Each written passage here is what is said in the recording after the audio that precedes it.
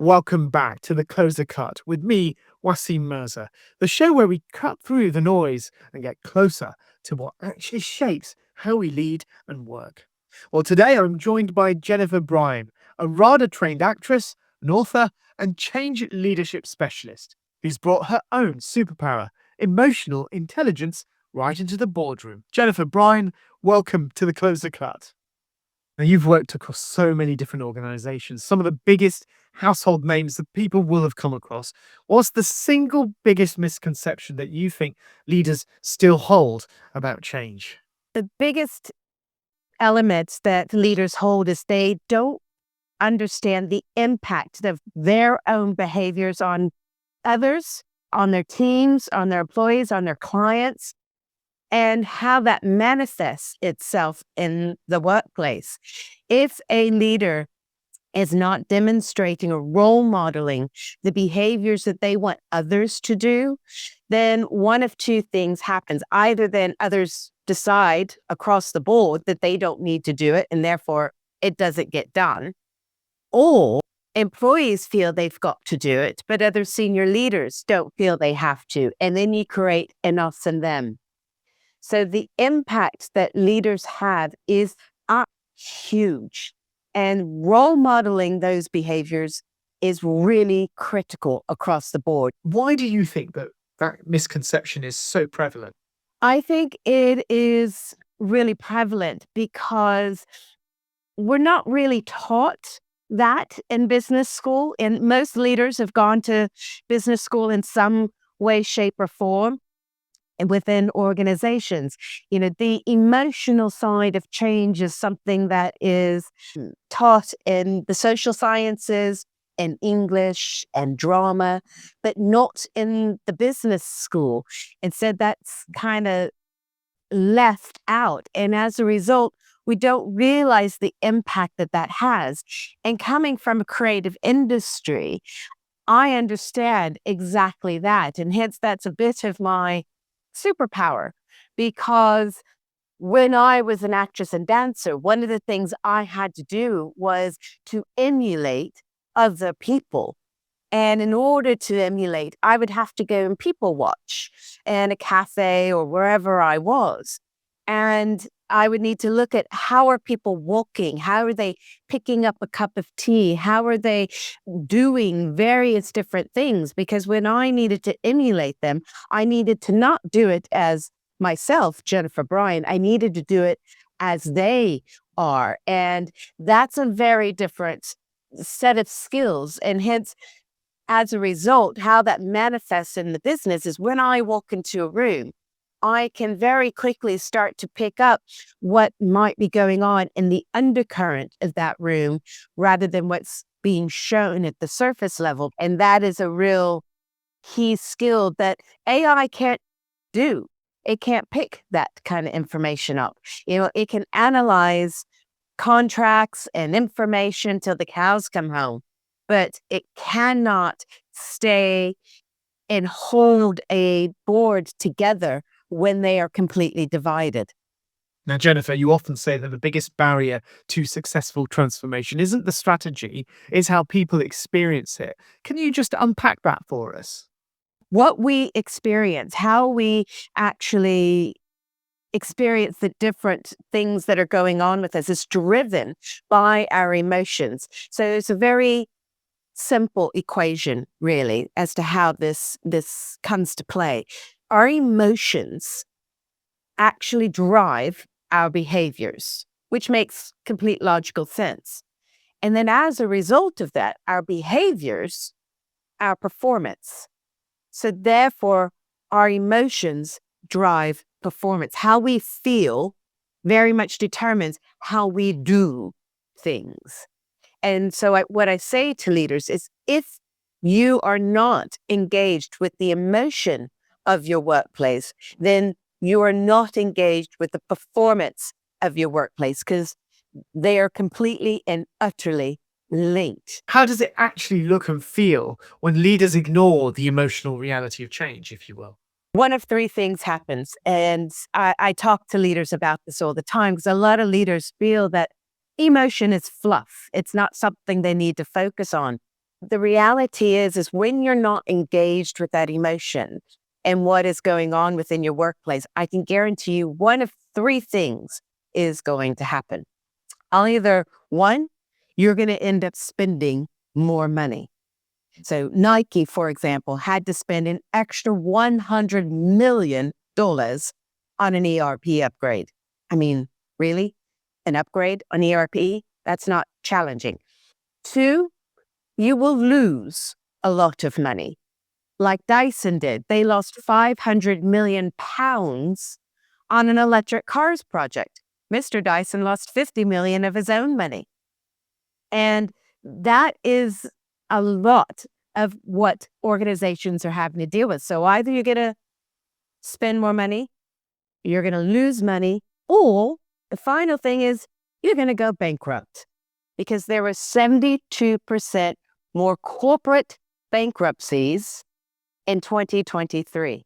So if you don't want to engage with the emotion side of your workplace, more power to you.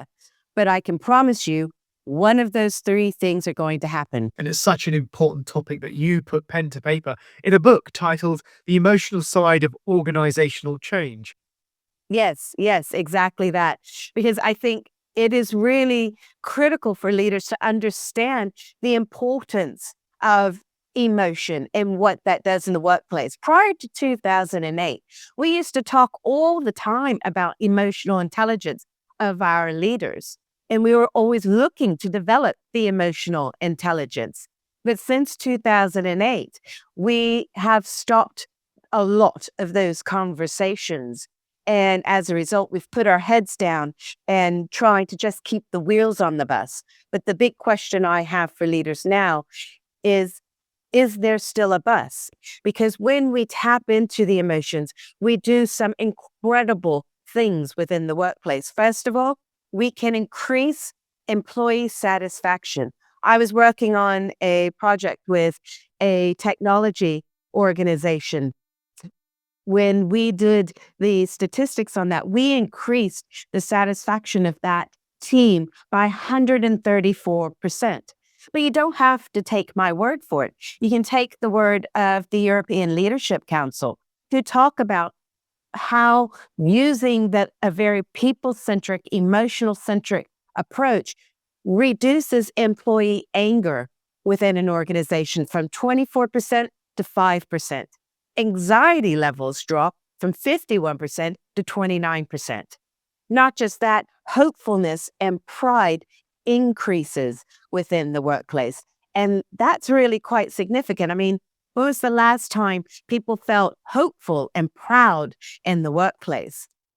So when you use a very people emotional centric approach, particularly during uncertainty and transformation, you will save money, you will make more money, and you will increase your staff satisfaction. And I just wanted to pick up on one point you made about the anger that some people in organizations can feel when faced with huge change presented by, for example, AI.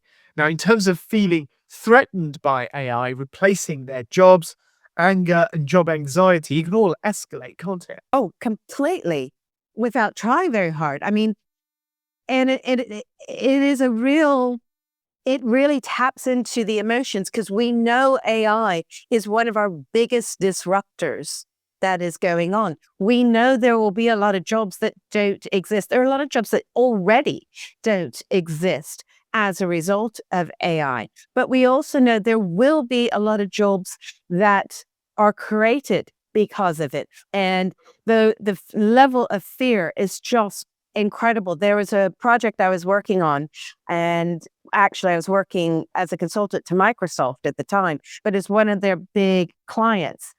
And it was a huge technology transformation that they were dealing with that required new devices as well as new software.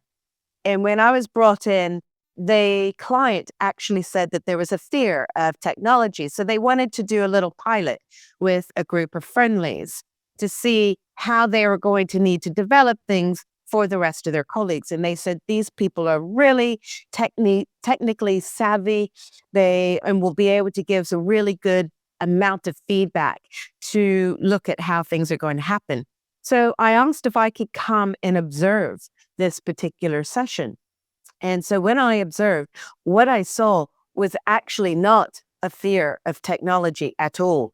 It was a phobia of technology, because when I saw people, they were chatting quite happily as they were coming into the room. And as soon as they saw what was on the tables, suddenly silence occurred in the room, and people were scared to press the on button, much less do any further engagement. And I knew then we were going to have to do a very different approach to this. And all the amount of comms and training wasn't going to work if we didn't tackle this phobia of technology.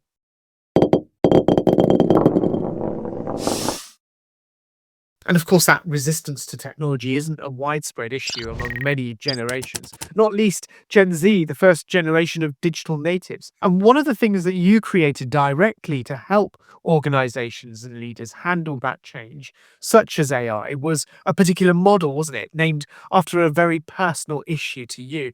Tell us a little bit about that. Yes, I named it the A/B change model. And I didn't do that because of the alphabet. I actually did that because I decided to name it after my kids. So I have a child, Amelia, a child, B, Blake, and they changed my world.